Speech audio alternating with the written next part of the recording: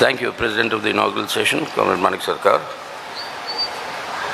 Chairman of the reception committee, Comrade Pinarayi Vijayan. General Convener of the reception committee, Comrade Kodiyeri Balakrishnan. Comrade D. Raja, General Secretary of the CPI. All the members of the Politburo here on the dais.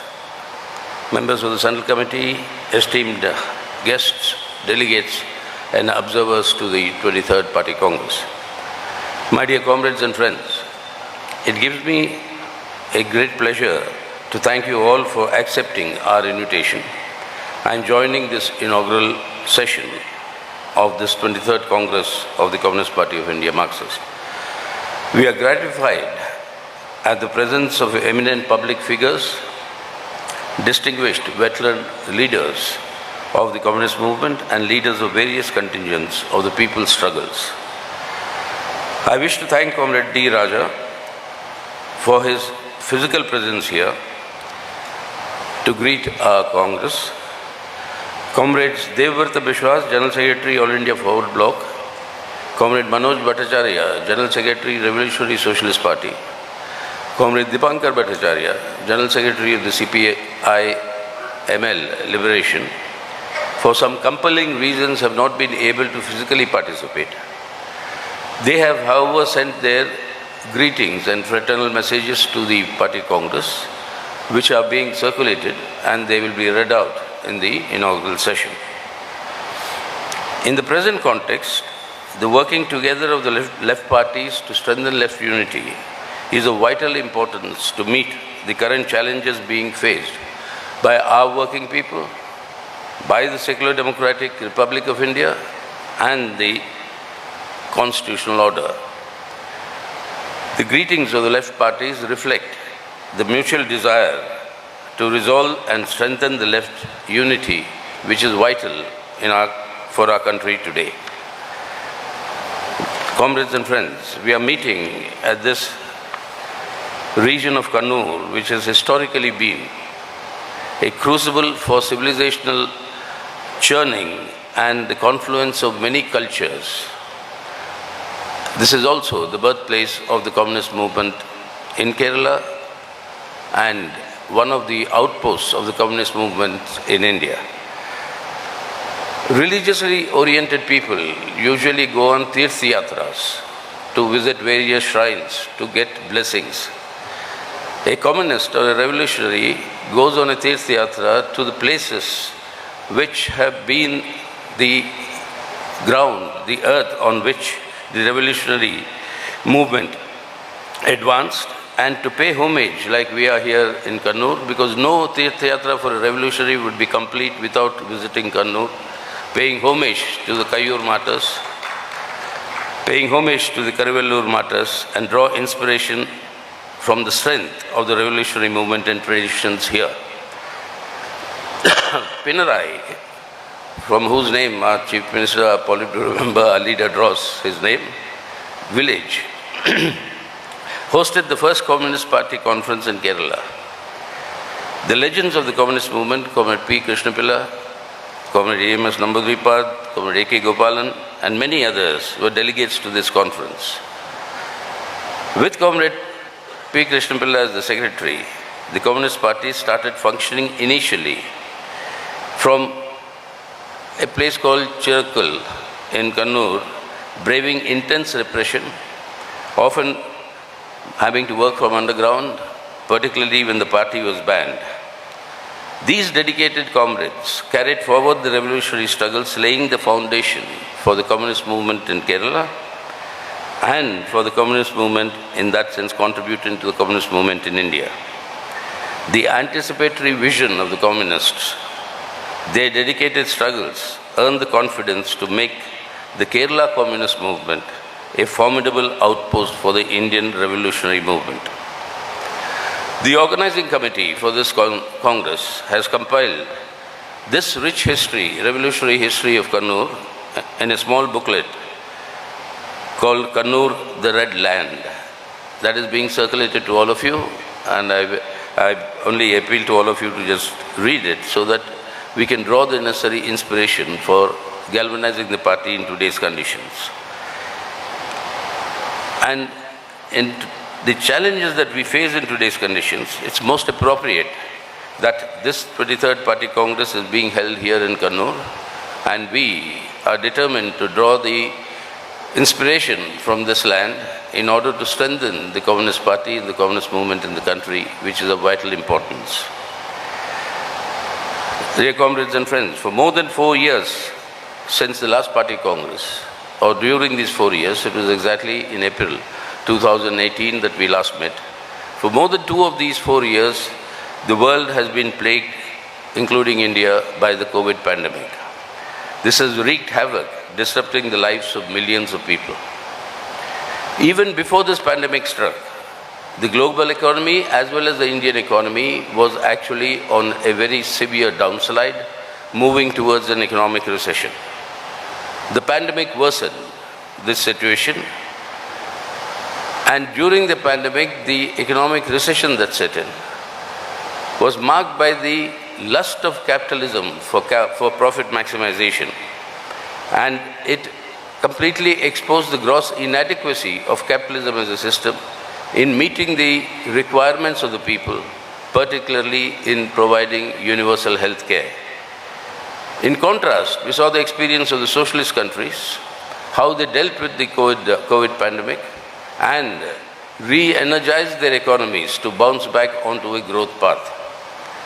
This contrast between capitalism and socialism as systems has once again established the superiority of socialism. And the conditions in India at the same time have also demonstrated that where a government led by the CPI and LDF government in Kerala, the manner in which it had handled the pandemic had earned both domestic and international acclaim as the Kerala model, and where you have parties dedicated to the cause of the people or people-centric, then the handling of the pandemic was seen with a marked difference from what the capitalist countries did. This pincer attack of COVID and the economic recession has led to alarming levels of growth in hunger, poverty, educational deprivation, intensified exploitation of the working people, along with growing unemployment. But at the same time, given the very logic and character of neoliberalism, you find the profits of the world's millionaires rising during the course of the pandemic, that in the year 2020 alone, the total wealth of the world billionaires grew by $10.2 trillion, while the people were suffering from the various issues that I pointed out. And in India, the top 10 people, 10 individuals, during the course of the pandemic, have grown their wealth to hold 57% of our country's wealth, as opposed to the share of the bottom 50% of our people, who actually have a share of only 13% of the wealth. This is predatory capitalism at its worst that we are seeing. Now, in this quest to control the government so that these predatory policies can be followed, the market political rightward shift is taking place in every country. This rightward shift in politics is to ensure governments that will promote neoliberal policies and at the same time disrupt the growing unity of the working people in struggles against this double whammy attack of the pandemic and the economic recession. And this disruption, the political right seeks through appealing to emotional passions, fostering divisive appeals, promoting racism, xenophobia, religious sectarianism, fundamentalism, parochialism, and in the Indian context, communalism. This rightward shift is to sustain this neoliberal order, at the same time to ensure that the unity of the working people in struggles does not reach levels where it can threaten the rule of capital itself. And that has to be prevented. This political rightward shift is the answer of the ruling classes. But this is being resisted. You have countervailing forces that have actually resisted and advanced. And the most classic case, inspiring case, is that in Latin America, where you have in many countries, the left democratic and progressive forces, a combination of them, electorally defeating the political right and forming the governments there. As a digression from the written text, I can mention Chile. 50 years ago, when my generation was growing up, was the centerpiece of the launching of neoliberalism with the ouster of the Allende government and the Pinochet dictatorship that would come in by US imperialism. Now in that Chile, 50 years later, you have a democratically elected, left-oriented government with 3 members of the Communist Party of Chile holding very, very important positions. Yes, where people have united and fought, this can be resisted, and that has been demonstrated through the Latin American experience and also in some parts of the Europe, where in your Scandinavian countries, you have defeated the political, they have defeated the political right. But in this process, the quest for global hegemony by US imperialism continues to aggravate. In the post-COVID situation, this quest for global hegemony is sought to be directed to ensure that no country or no force can actually challenge US imperialism. And in that, the main target of US imperialism today is China. The global rise of the socialist China has actually posed this threat whereby US imperialism has shifted gear from this earlier strategy of containment of China to what it today pursuing, the isolation of China. And in the process of isolation of China, it's mobilizing all its allies, all its Western allies.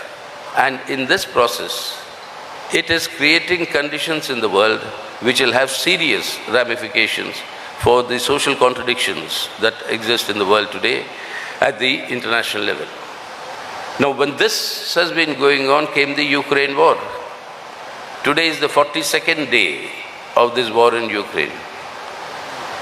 We have said the war must immediately stop. There must be a ceasefire, and through negotiation that must be done. But we must realize that this is a war actually between Russia and US and NATO.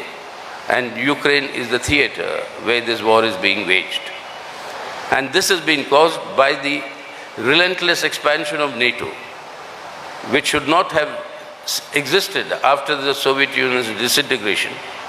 Expansion of NATO to the Russia's borders, where they have 175,000 combat troops stationed on Russia's borders. All Eastern European countries have become NATO members except Ukraine and Georgia. This effort to make Ukraine a member of the NATO and pose the threat is the provocation for this war. And whatever this provocation, but the war must end. This must be ensured that there is no eastward expansion of NATO any longer. And this must be ensured, but at the current moment, the war continues to rage on. But the actual culprit behind this is the quest for global hegemony by US imperialism, which is the reason for NATO's expansion. Now, in this context, while this war has set in, many more developments that will have international ramifications, along with the US imperialism's thrust for strengthening its hegemony. In this context, the role of India has come into focus, with India consistently abstaining on all anti-Russia resolutions in the United Nations. During the last 7 years, particularly, there's been a trend happening earlier, but during these last 7 years, under this BJP rule, India was taken to a position where its status as a subordinate junior ally of US imperialism was cemented. We've joined imperialist alliances, imperialist military arrangements, and with lots of treaties, India became a junior partner of US imperialism. But with the war in Ukraine, the futility of taking up this sort of a direction in India's foreign policy of becoming an appendage to US imperialism, that futility has been thoroughly exposed. It is clear from these developments that India has to pursue an independent foreign policy maintaining the supremacy of its own national interests first and not becoming an appendage to any imperialist bloc. And therefore, the time has come for this Modi government to reconsider withdrawing from the Quad, which is a military alliance with USA, Australia and Japan, and with military exercises being conducted. India should start distancing itself from the Quad and should actually think in terms of exiting the Quad, because in these conditions of today, after the Ukraine war, in these new conditions, this entire futility of this approach has been proven. While these developments are going on in the international sphere, dear comrades and friends, these 4 years, particularly since the return of the BJP to form the government in 2019, India has been subjected to the aggressive pursuit of the Hindutva agenda of the fascistic RSS. The BJP government is adopted a multi-pronged attack in pursuit of this agenda, and the aggressive neoliberal reforms that it is pursuing, which is strengthening the communal corporate nexus that we spoke of in our 22nd Party Congress, which is brazenly promoting crony capitalism with the wholesale loot of our national assets, is legalizing political corruption and simultaneously imposing a full-fledged authoritarianism and authoritarian state apparatus with the complete attack on the democratic rights and civil liberties of individuals that are guaranteed by the Constitution. What we therefore see is the undermining of the Indian Constitution and change the character of the Indian Republic. All the 4 fundamental pillars, foundational pillars of the Indian Constitution, that is secular democracy, federalism, social justice, and economic sovereignty. Every single of these fundamental pillars is under assault today. The implementation of the fascistic RSS agenda of their Hindutva Rashtra requires a unitary state structure, which is completely contradictory to the federal state structure that is given in our Indian Constitution. So, to achieve this objective, they are simultaneously undermining, that is the government, BJP government, undermining the independence and authority of every single institution created by the Indian Constitution. Beginning from the Parliament itself, laws are made without any discussion whatsoever. The judiciary, the election commission, the CPI, the ED, every one of these independent institutions, their independence will be compromised, and there is a determined attempt also in this process to aggressively carry forward this agenda while not paying any concern whatsoever to the problems that people are facing. There is no question of any relief to all the mishandling of the COVID pandemic by this central government. We have seen the manner in which corpses have floated on rivers like the Ganga, but the concern for people's livelihood, their growing unemployment, their hunger, their poverty, none of that has any priority with this government. On the contrary, today I think is the 14th time that the price of petrol has been hiked, petrol and diesel. You have this constant daily rises in the prices leading to a galloping inflation, which is compounding the miseries of the people.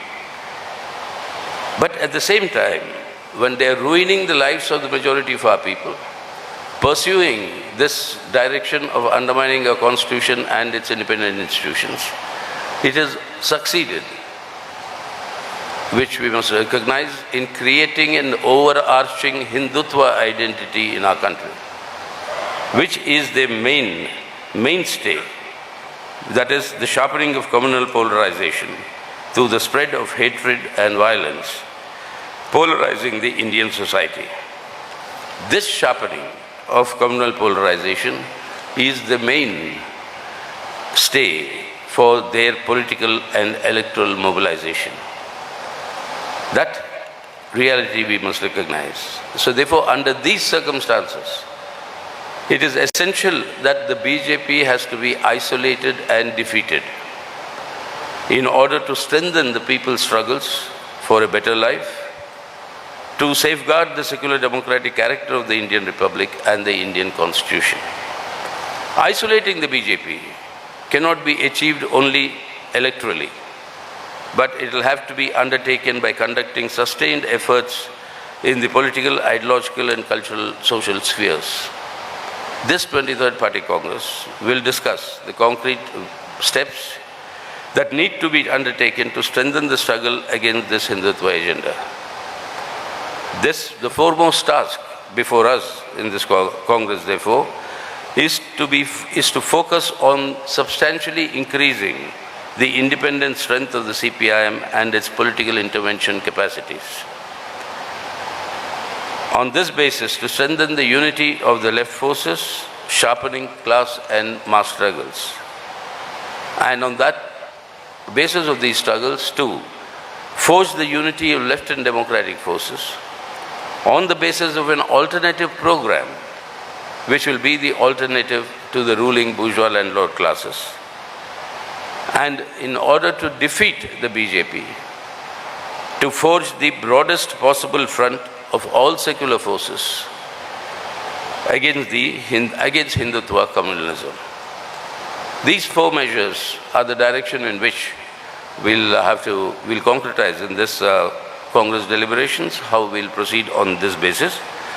And therefore the CPIM appeals to all left secular democratic forces to come together in order to isolate and defeat the BJP. All political parties that proclaim secularism must rise to the occasion to discharge this patriotic duty. The Congress party, along with some other regional parties, must set their houses in order and decide where they stand to safeguard the secular democratic character of the Indian Republic. Prevarications, compromising attitudes towards communalism can only lead, as experience has shown, to an exodus from such parties towards the communal forces.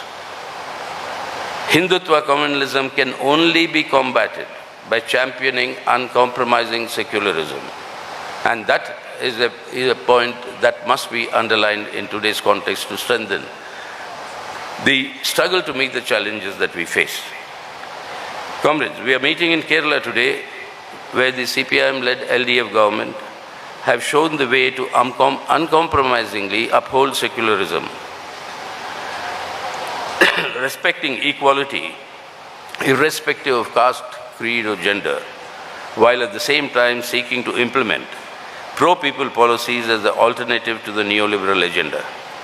The results are there for all to see, with the world today acclaiming Kerala's high-ranking human development indices, and this achievement has been on the basis of these principles of upholding secularism, respecting equality, and with a pro-people policy alternative.